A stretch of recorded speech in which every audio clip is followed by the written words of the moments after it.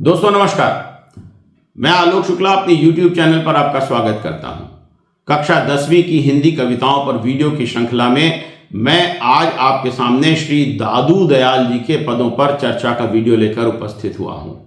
इस श्रृंखला का ये अंतिम वीडियो है। इस वीडियो के साथ कक्षा 10वीं की आपकी पाठ्य पुस्तक में दी गई कविताओं पर वीडियो की श्रृंखला पूरी हो गई है।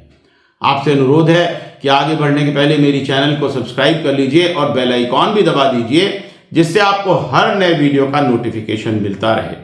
अगर वीडियो अच्छा लगे तो इसे लाइक और शेयर भी अवश्य करिएगा। दादू दयाल जी भक्ति काल में ज्ञानाश्रयी शाखा के प्रमुख संत कवि थे। इनके 52 पट्ट शिष्य थे, जिसमें गरीबदास, सुंदरदास, रज्जब, जगन्नाथ, संतदास, राघवदास और बखना प्रमुख हैं। दादू के नाम से दादू पंथ भी है। अपनी प्रिय से प्रिय वस्तु परोपकार के लिए तुरंत दे देने के स्वभाव के कारण उनका नाम दादू रखा गया था। वे अत्यंत दयालु थे, इस कारण दादू दयाल उनका नाम पड़ गया था। वे हिंदी, गुजराती, राजस्थानी आदि कई भाषाओं के ज्ञाता थे। उन्होंने शब्द और साखियां लिखी हैं। जाति पाति का विरोध, हिंदू मुसलमानों की एकता आदि इनके प्रिय विषय हैं। दादू की कई रचनाओं में कबीर का जिक्र भी आता है। 12 वर्ष की अवस्था में दादू जी गृह त्याग करके सत्संग के लिए निकल गए थे। वे अहमदाबाद से भ्रमण करते हुए राजस्थान के आबू, पुष्कर आदि होते हुए करडाला धाम जिला जयपुर आए। वहां उन्होंने 6 वर्षों तक लगातार प्रभु की साधना की। किंवदंती है कि इंद्र ने उनकी साधना में विघ्न डालने के लिए अप्सरा के रूप में माया को भेजा। माया ने साधना में बाधा डालने के लिए अनेक उपाय किए, मगर दादू जी ने अपनी एकात्म दृष्टि से उसके साथ बहन और भाई के पवित्र सूत्र में बंधकर उसे शांत कर दिया। इसके बाद वे सांभर गए। वहां उन्होंने मानव के भेद को दूर करने वाले सच्चे मार्ग का उपदेश दिया। फिर दादू जी आमेर गए। वहां की सारी प्रजा और राजा उनके भक्त हो गए। वे फतेहपुर सीकरी भी गए, जहां पर बादशाह अकबर ने पूर्ण भक्ति से दादू जी के दर्शन किए तथा लगातार 40 दिनों तक दादू जी के साथ सत्संग किया। इसके बाद दादू जी महाराज नराणा जिला जयपुर आए। यहीं पर उन्होंने ब्रह्मधाम दादू द्वारा की स्थापना की। प्रतिवर्ष फाल्गुन शुक्ल अष्टमी पर नरैना धाम में भव्य मेले का आयोजन होता है। उनके उपदेशों को उनके शिष्य रज्जब जी ने दादू अनुभव वाणी के रूप में एकत्रित किया है, जिसमें लगभग 5000 दोहे हैं। दादूपंथी संतों की एक नागा सेना भी स्थापित है।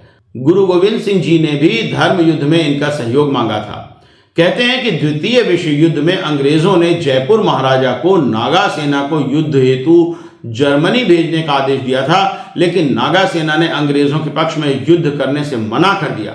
तब अंग्रेजों के कहने पर महाराजा ने नागा सेना को भंग कर दिया।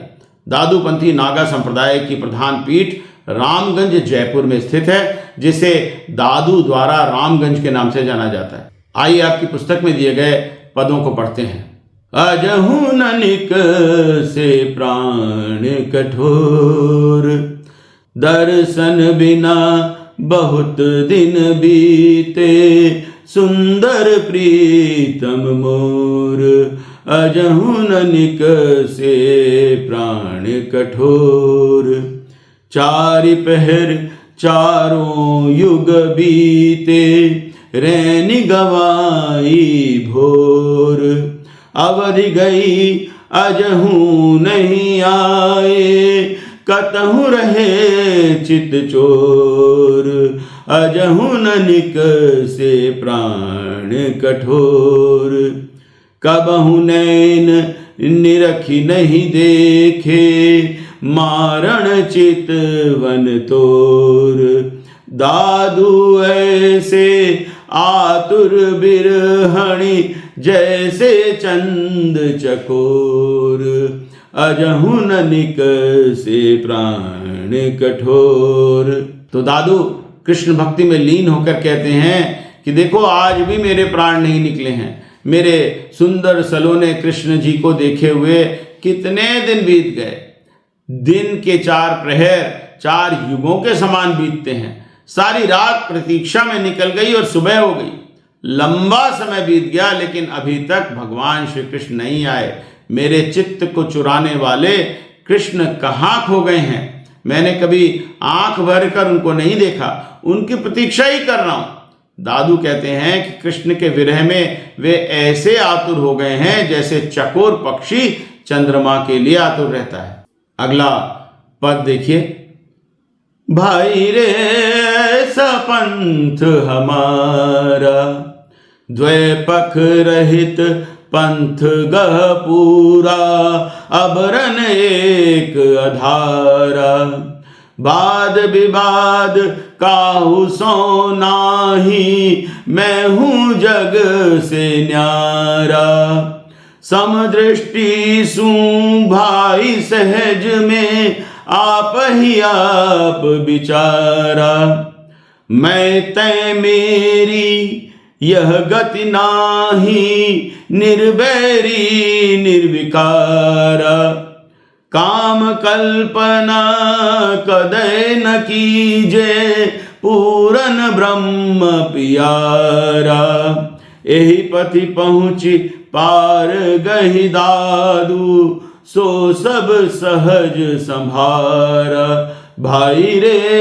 ऐसा पंथ हमारा। तो दादू कह रहे हैं कि हमारा भक्ति का मार्ग ऐसा है जिसमें दो पग रखते ही पूरा मार्ग एक हो जाता है। किसी का किसी से कोई विवाद नहीं है। मैं तो दुनिया से अलग हूं, मेरा तो सबके साथ समानता और सहजता का व्यवहार है। अपने बारे में आप स्वयं ही विचार कर लीजिए। तेरे मेरे का कोई भेद नहीं है, किसी का कोई दुश्मन नहीं है। मेरा ईश्वर निर्विकार और निराकार है। ईश्वर किसी चीज की कामना नहीं करता, वो तो पूर्ण ब्रह्म है। दादू कहते हैं कि जो इस पथ पर पहुंचेगा उसका बेड़ा जरूर पार होगा, तभी वह इस पंथ को समझ पाएगा। अब देखिए, हिंदू तुरक न जानो दोई, साईं सबका सोई है रे, और न दूजा देखो कोई, हिंदू तुरक न जानो दोई, कीट पतंग सबे जोनिन में, जल थल संग समाना सोई, पीर पैगंबर देव दानव, मीर मलिक मुनि जन को मोहे, हिंदू तुरक न जानो दोई, करता है रे सोई चीन्हो, जिन वैरोध करे रे कोई, जैसे आरसी मंजन कीजे, राम रहीम देहि तन धोई, हिंदू तुरक न जानो दोई, साईं केरी सेवा कीजे, पायो धन काहे को खोई, दादू रे जन हरि भज लीजे, जन्म जन्म जे सुरजन होई, हिंदू तुरक न जानो दोई। तो दादू कह रहे हैं कि ईश्वर हिंदू और मुसलमानों में कोई भेद नहीं करता, वो सबका मालिक है। कीड़े मकोड़े जैसी सभी योनियों में भी वही ईश्वर है। ईश्वर के लिए जल थल दोनों एक ही समान है।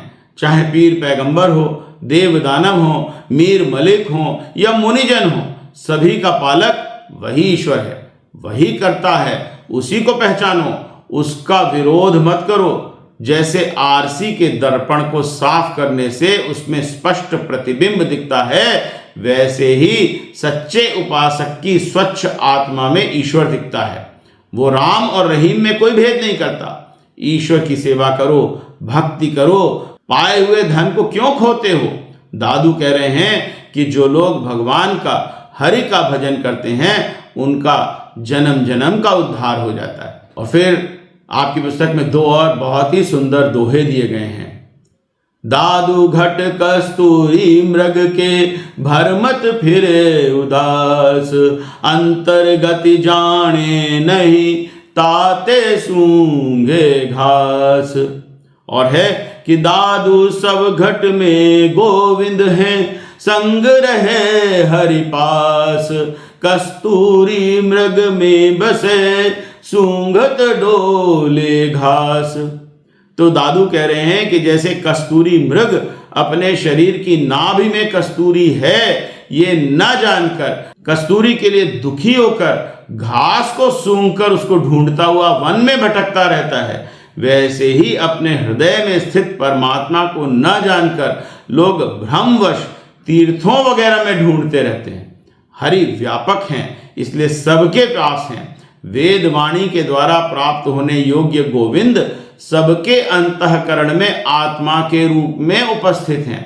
इस पर भी जैसे कस्तूरी मृग अपने में ही कस्तूरी होने पर भी घास सूंघता फिरता है, वैसे ही प्राणी भ्रमवश परमात्मा को दूर तीर्थ वगैरह में खोजते फिरते हैं। बच्चों को कक्षा में सगुण और निर्गुण उपासना में अंतर को भी बताइए और भक्ति काल में निर्गुण संतों के भजनों के बारे में समझाइए। आपकी पुस्तक में दादू के जो भजन दिए गए हैं उनमें से बहुत से भजन YouTube पर अच्छे गायकों की आवाज में उपलब्ध हैं।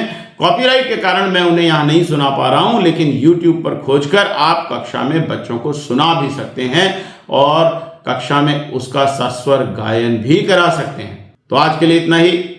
जल्दी ही शुरू करेंगे किसी अन्य विषय पर नई वीडियो श्रृंखला। तब तक के लिए नमस्कार।